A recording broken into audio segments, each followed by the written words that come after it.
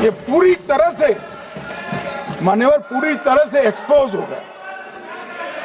8 मई को पाकिस्तान ने हमारे रिहायशी इलाकों में हमला किया, हमारे सेना के अड्डों पर हमला किया, मगर एक भी मिसाइल से उनका कुछ नुकसान नहीं कर पाई। बहुत नजदीक से की हुई गोलाबारी के कारण हमारे एक गुरुद्वारा टूटा, एक मंदिर टूटा, कुछ हमारे नागरिक हताहत हुए। और दूसरे दिन 9 मई को मोदी जी ने सेना को हुक्म दिया, एक मीटिंग करी, राजनाथ जी, मोदी जी, एनएसए, सेना के सारे अध्यक्ष, और जवाब देने का तय किया और उनके 11 एयरबेस को क्षतिग्रस्त करने का काम किया। मान्यवर 8 एयरबेस इतने सटीक तरीके से तोड़े गए, पाकिस्तान की पूरी एयर डिफेंस सिस्टम धरी की धरी रहेगी, कुछ नहीं कर पाई। नूर खान चकलाला एयरबेस तोड़ दिया गया, मुरीद तोड़ दिया गया, सुगुर्दा तोड़ दिया गया, रफीकी तोड़ दिया गया, रहीम यार खान तोड़ दिया गया, जकोबाबाद तोड़ दिया गया, सुक्कुर और भोलारी भी तोड़ दिया और सुक्कुर, लाहौर, अरिफवाला, चुनेन, जकोकाबाद और नया चोर, ये 6 रडार सिस्टम भी उनके पूरी तरह से ध्वस्त कर दिए। 2 surface to air guided weapon Lahore और ओकारा में इनका जखीरा भी समाप्त कर दिया गया। और मान्यवर ये हर चीज में पॉलिटिक्स करते हैं, हर चीज में। जब उन्होंने हमारे रिहायशी इलाकों पर हमला किया, फिर भी हमने इनके रिहायशी इलाकों पर हमला नहीं किया, सिर्फ इनके एयरबेस और एयर डिफेंस सिस्टम को निशाना बनाया और उनकी आक्रमण करने की क्षमता को पंगु कर रख दिया।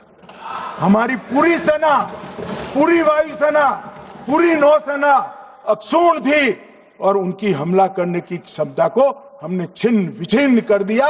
पाकिस्तान के पास शरण में आने के अलावा और कोई चारा ही नहीं था। इसलिए मान्यवर 10 मई को डीजीएमओ ने, पाकिस्तान के डीजीएमओ ने भारत के डीजीएमओ को फोन किया और 5 बजे हमने इस संघर्ष को विराम किया। अब मान्यवर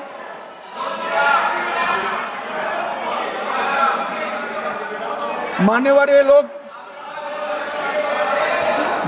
लोग कल सवाल उठा रहे थे कि इतनी अच्छी पोजीशन में थे, आपने युद्ध क्यों नहीं किया?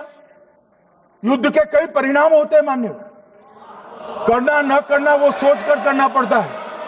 मगर मैं इसी देश के इतिहास से कुछ घटनाएं बताना चाहता हूं। 1948 में मान्यवर कश्मीर में हमारी सेनाएं निर्णायक बढ़त पर थी। सरदार पटेल ना बोलते रहे, जवाहरलाल नेहरू जी ने एक तरफा युद्ध विराम कर दिया।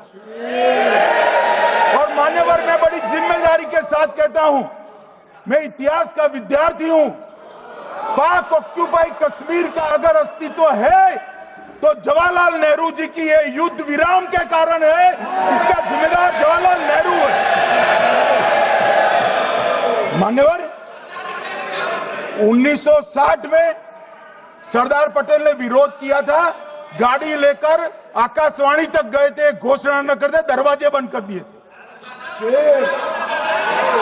मान्यवर 1960 में सिंधु जल पर भौगोलिक व रणनीतिक रूप से हम बड़े मजबूत थे और उन्होंने सिंधु समझौता क्या किया? 80% भारत का पानी पाकिस्तान को दे दिया।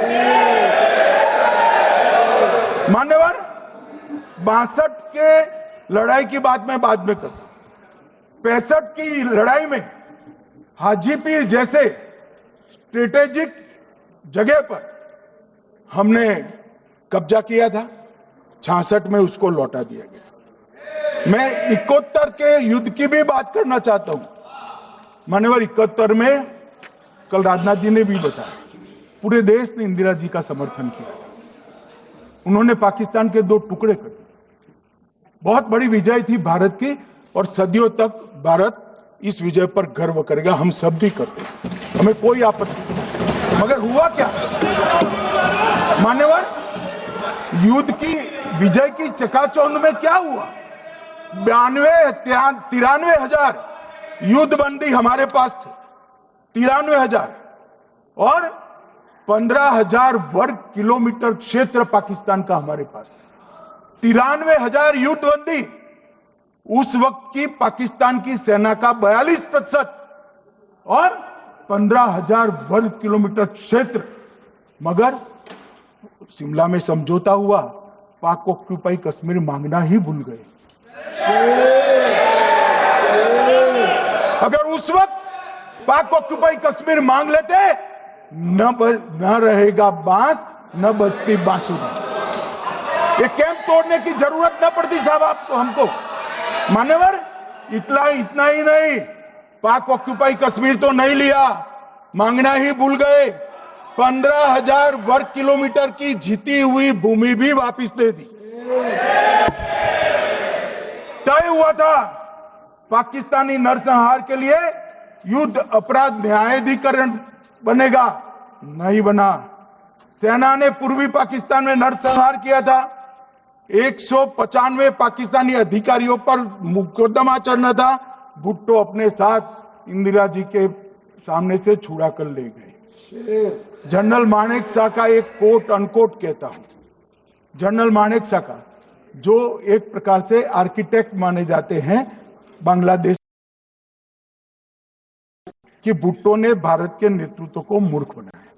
अब जो शब्द है, मैं आप कोट अनकोट है, इसमें मेरा कुछ नहीं है, ये लोग गुस्सा न हो सकते।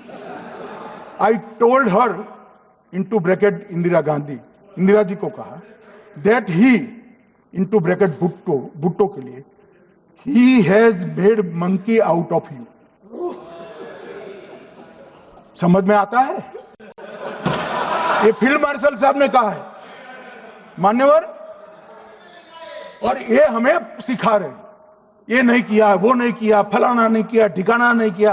अरे भाई, आप तो पाकिस्तान को क्लीन चिट दे रहे हो कि पाकिस्तान ने हमला ही नहीं किया है। क्या अधिकार है आपको पूछने का? कोई अधिकार नहीं है साहब। देखिए क्या होता है, मैंने कहा पाकिस्तान को क्लीन चिट दे रहे हैं। कनिमोझी जी, माननीय अध्यक्ष जी, आपके माध्यम से मैं कनिमोझी को बताना चाहता हूं, माननीय सदस्य जी को, कि वो कह रही है हमने नहीं दिया, मगर जिसके साथ बैठते हो उसका दोस्त तो आपके सर पर आएगा ना। चिदंबरम जी कर रहे हैं, आपके राज्य से है, कांग्रेस के प्रमुख नेता है। देश के पूर्व गृह मंत्री कह रहे हैं कि पाकिस्तान ने आतंकवादी नहीं भेजे थे। क्या क्लीन चिट देना चाहते? किसी को अधिकार नहीं। मान्यवर, मैं अब